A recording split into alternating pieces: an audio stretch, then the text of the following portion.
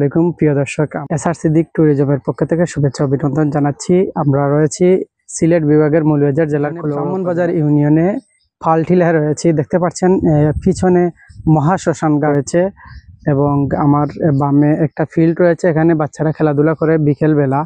Tiller মধ্যে কিছু পরিবেশ আপনাদের সামনে তুলে ধরবো এবং টিলার উপকারিতা কি এবং অপকারিতা কি এবং টিলা কাকে বলা হয়, টিলা সম্পর্কে ধারণা দিব। পাহাড় টিলার মধ্যে পার্থক্য কি সে সম্পর্কে ধারণা দেওয়ার চেষ্টা ট্যুরিজমে আমি সিদ্দিকুর রহমান আপনাদের সাথে যুক্ত হয়েছি। আশা করি যে পরিবেশগুলো রয়েছে সেগুলো দেখবেন। সো এখানে দেখতে পাচ্ছেন আমরা সিলেটের যে বিভিন্ন পরিবেশ তুলে ধরছি, এক এক করে বিভিন্ন ইউনিয়নের যে ন্যাচারাল জায়গাগুলো রয়েছে সেগুলো তুলে ধরছি। পাশাপাশি ইউনিয়নের পাশাপাশি উপজেলা এবং জেলা এমনকি সিলেট বিভাগের যত জায়গা রয়েছে সেগুলো ধীরে ধীরে তুলে ধরব। প্রিয় দর্শক, এখানে টিলা পাহাড় পর্বত নিয়ে কথা বললেও যে দৃশ্য দেখতে পাচ্ছেন সেগুলো দৃষ্টিনন্দন লাগার জন্যই একটা সিনারি তুলে ধরে আলোচনা করা হচ্ছে। যদিও পাহাড় পর্বত এবং টিলার ভিন্নতা রয়েছে, এখানে সবুজ শ্যামল গাছগাছালি দেখছেন, গাছ দেখছেন, সেগুলো আকর্ষণের জন্য শুধু তুলে ধরা হয়েছে। তাহলে চলে যাই মূল আলোচনায়। টিলা ক্ষুদ্রাকৃতি ও ক্ষয়সাধিত অনুচ্চ পাহাড় বৃহত্তর সিলেট বিভাগের উত্তর পূর্ব ও দক্ষিণ ভাগে এবং সিলেট শহরের চতুর্পাশে এ ধরনের বহু সংখ্যক টিলা দেখতে পাওয়া যায়। সিলেট অঞ্চলের টিলাগুলোকে প্রধানত 4টি শ্রেণীতে ভাগ করা যায়। এ সকল শ্রেণীর বৈশিষ্ট্য বর্ণনা করা হলো। সিলেট অঞ্চলের প্রধান প্রধান টিলাসমূহ: ছাতক, সিলেট জেলার উত্তরাংশে তারামন টিলা, উত্তর পশ্চিম দিক থেকে দক্ষিণ পূর্ব দিকে 65 বর্গ কিলোমিটার স্থানিক বিস্তার। সিলেট শহরে অর্তকি টিলা 29 মিটার, আবাঙ্গি টিলা 77 মিটার, বরুন্তি টিলা, চেরাগং টিলা উত্তর পশ্চিম থেকে দক্ষিণ পূর্ব দিকে 70 বর্গ কিলোমিটার জুড়ে রয়েছে। ঢাকা দক্ষিণ গোলাপগঞ্জ এলাকার নিকটে ইটাসারি কৈলাস টিলা 64 মিটার এবং উত্তর থেকে দক্ষিণ দিকে 78 বর্গ কিলোমিটার স্থানিক বিস্তার রয়েছে। বিয়ানীবাজার পাতারিয়াশাড়ি বিয়ানীবাজার টিলা 30 মিটার, উত্তর থেকে দক্ষিণ দিকে 52 বর্গ কিলোমিটার জুড়ে বিস্তৃত। বর্ণিত টিলাসমূহ ছাড়াও সিলেট অঞ্চলে আরও কিছু টিলা রয়েছে, যেমন কুলিরাল টিলা 256 মিটার, লুপি টিলা 100 মিটার, খাসিয়া টিলা 108 মিটার, ছাতাল টিলা 130 মিটারেরও বেশি প্রভৃতি। ভূতাত্ত্বিক গঠনের দিক থেকে বাংলাদেশের টিলাসমূহ লুপি টিলা স্তর সমষ্টি তথা প্লাইস্টোসিন মোটা লৌহময় বেলে পাথরের উপর খর্দম ও বালু, কঙ্করময় বেলে খর্দম ইত্যাদি দিয়ে গঠিত।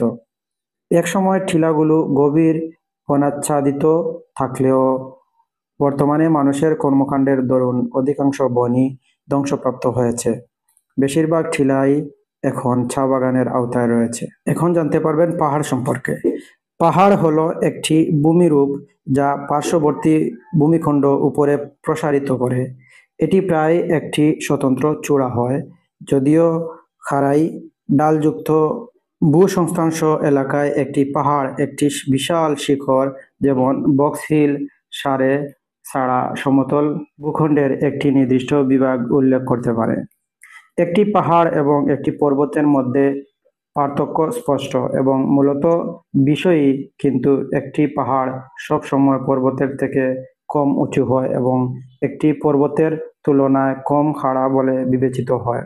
যুক্তরাজ্যে ভূতাত্ত্বিকভাবে ও ঐতিহাসিকভাবে পাহাড় সমুদ্রপৃষ্ঠ থেকে 1000 ফুট এর চেয়ে বেশি উঁচু হয়ে থাকে বড় পর্বত হিসেবে গণ্য করা হয়, যা 1995 সালের চলচ্চিত্র the Englishman who went up a hill but came.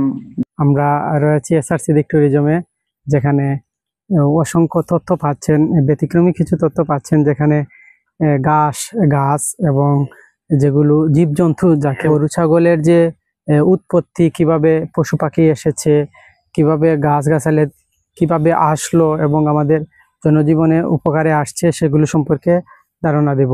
So দেখতে পাচ্ছেন আমরা রয়েছি, যদিও আমি আপনাদের সামনে সরাসরি এই কথা বলছি না, এখানে কিছু সিনারি তুলে ধরে আমরা আপনাদের দেখাবো। সাথে থাকবেন এবং পরিবেশগুলো উপভোগ করবেন। ন্যাচারাল প্লেসগুলো কেমন লাগছে এবং কোন কোন বিষয়ে জানছেন, মিক্সড কন্টেন্ট, যেখানে অনেক বিষয়ে ধারণা দিব যে বিষয়গুলো সামনে আসবে এবং এর পাশাপাশি প্রাসঙ্গিক কিছু বিষয় আলোচনা হবে, সেগুলো দেখে নেবেন। নিশ্চয়ই এই তথ্যগুলো আপনার কোনো না কোনো কাজে আসবে। অক্সফোর্ড ইংরেজি অভিধানও 2000 ফুট হিথ্রো এর একটি সীমা নির্দেশ করে, কিন্তু কর্তৃপক্ষ 600 মিটারের বেশি উঁচু পাহাড়কে পর্বত বলে। এই উচ্চতার নিচের ভূমিকে পাহাড় বলা হয়। গ্রেট সোভিয়েত এনসাইক্লোপিডিয়া পাহাড়কে একটি ঊর্ধ্বমুখী ভূমিভাগ হিসেবে নির্ধারণ করে এবং আপেক্ষিক উচ্চতা 200 মিটার পর্যন্ত। একটি পর্বতকে সাধারণত যুক্তরাজ্য এবং আয়ারল্যান্ডে অন্তত 2000 ফুট বা 610 মিটার উচ্চতার কোনো শিখরকে সংজ্ঞায়িত করা হয়। যখন কোনো পর্বত সরকারিভাবে যুক্তরাজ্য সরকার এবং সংজ্ঞায় চূড়ান্ত উচ্চতা 600 মিটার, কিছু সংজ্ঞাগুলির মধ্যে একটি স্থানগত গুরুত্বের প্রয়োজন রয়েছে। সাধারণত 100 ফুট বা 500 ফুট অনুশীলনের মধ্যে স্কটল্যান্ডের পর্বতগুলি প্রায়শই পাহাড় হিসেবে পরিচিত হয়, যেখানে পাহাড়গুলির উচ্চতা কোনো ব্যাপার না, যেমন কুইলিন পাহাড়, টরদণ্ড পাহাড়ের নামগুলি প্রতিফলিত। ওয়েলসে পাহাড় ও পর্বতের পার্থক্যটি ভূমি ব্যবহার এবং পাহাড়ের আকার এবং আরও উচ্চতার সঙ্গে বিবেচনা করা হয়। কিছুদিনের জন্য মার্কিন যুক্তরাষ্ট্র একটি পর্বত 100 ফুট বা আরও উচ্চতার ভূমিভাগ হিসাবে গণ্য। এই উচ্চতার তুলনায় যে কোনো কম উঁচু ভূমিকে পাহাড় বলে মনে করা হতো। মার্কিন যুক্তরাষ্ট্রের ভূতাত্ত্বিক জরিপ ইউএসজিএস অবশ্য এই পদে যুক্ত হয়েছেন পদগুলোতে মার্কিন যুক্তরাষ্ট্রে প্রযুক্তিগত সংজ্ঞা নেই। বেশিরভাগ বসতিগুলি মূলত পাহাড়গুলোতে নির্মিত হয়েছিল। এইগুলি বন্যা এড়াতে বা নিয়ন্ত্রণ করতে পারে, বিশেষত যদি বসতিটি বড় আকারে জলভাণ্ডার কাছাকাছি থাকে বা প্রতিরক্ষার জন্য পাহাড় থেকে আশেপাশের ভূমি ভালো পর্যবেক্ষণ করা যায়। আক্রমণকারীদের আক্রমণের বিরুদ্ধে লড়াই সহজ হয়।